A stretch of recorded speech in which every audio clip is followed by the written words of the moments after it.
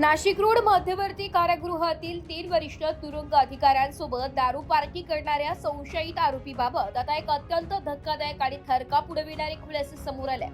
अधिकाऱ्यांसोबत व्हिडिओमध्ये दिसणारा संशयित गौरव मिश्रा हा साधासुद्धा आरोपी नसून तो चक्क तोतय अधिकारी बनून लोकांना गंडा घालणारा सराईत गुन्हेगार असल्याचं उघड झालंय। विशेष म्हणजे नाशिकमधील कुख्यात पीएल ग्रुपच्या टोळीला कारागृहात बेकायदेशीर मदत मिळवून देण्यासाठीच ही पार्टी आयोजित करण्यात आल्याचा दाट संशय आता व्यक्त केला जातोय। तपासातून समोर आलेल्या माहितीनुसार सराईत गुन्हेगार गौरव मिश्रा हा चक्क लाल दिव्याची गाडी घेऊन फिरायचा। तो स्वतः मोठा शासकीय अधिकारी असल्याचं भासवत नाशिक पोलीस आयुक्तालयातील अनेक वरिष्ठ अधिकाऱ्यांवर आपली छाप पाडायचा।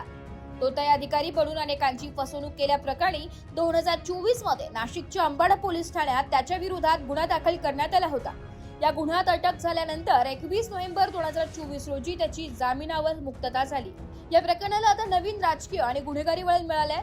नाशिकमधील कुख्यात पीएल ग्रुपच्या टोळीतील काही गुंड सध्या नाशिक जेलमध्ये बंदिस्त आहेत। या टोळीला कारागृहात विविध सुविधा आणि मदत मिळवून देण्यासाठीच गौरव मिश्रा याने मध्यवर्ती कारागृहाच्या अधिकाऱ्यांशी संधान साधले होते। जेल अधिकारी निवासस्थानाच्या बाहेरील परिसरात तुरुंग अधिकारी हिरालाल भामरे, अशोक मलवार आणि जगदीश ढुमणे हे तिघे या तोतय अधिकाऱ्यांसोबत पार्टी करताना एका व्हिडिओत कैद झाले। या व्हिडिओमुळे कारागृह प्रशासनात मोठी खळबळ माजली आहे। या व्हायरल व्हिडिओची गंभीर दखल घेत कारागृह प्रशासनाने तात्काळ प्राथमिक अहवाल वरिष्ठांना सादर केलाय। कर्तव्यात कसूर केल्याचा ठपका ठेवत या तिन्ही अधिकाऱ्यांना कारणे दाखवा नोटीस बजावण्यात आली असून 7 दिवसांच्या आत लेखी खुलासा सादर करण्याचे आदेश दिले। या तिन्ही अधिकाऱ्यांवर निलंबनाची कडक कारवाई होण्याची शक्यता वर्तवली जात आहे। आता या प्रकरणात नेमकी काय माहिती समोर येणार हे पाहणे आता महत्त्वाचं ठरणार आहे। वृत्तसंकलन विभाग, एस मराठी न्यूज, नाशिक।